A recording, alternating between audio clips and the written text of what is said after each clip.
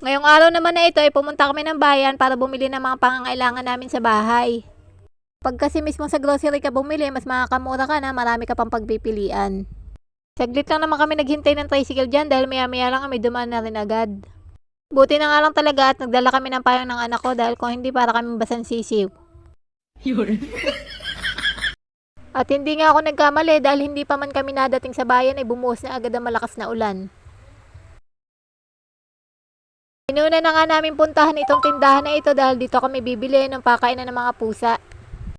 Hindi rin naman nagtagal ay nahanap na rin agad namin kung saan siya nakapwesto.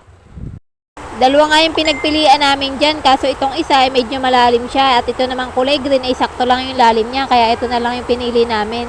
Pero ang totoo talaga ay mas mura itong green, kaya ito talaga yung pinili namin. Dito nga kami lagi bumibili dahil mura rin naman ang mga paninda dito, lalo na kung mga gamit sa bahay. At pagkatapos nga namin doon ay bumili naman kami ng mga pagkain ng mga pato at mga manok. Sa mga oras nga na ito ay halos wala na talagang tigil ang ulan dito sa bayan. Pero bago kami umuwi ay bumili muna kami doon sa bilihan ng mga tinapay. Hanggang dito na lang muna. Thank you for watching.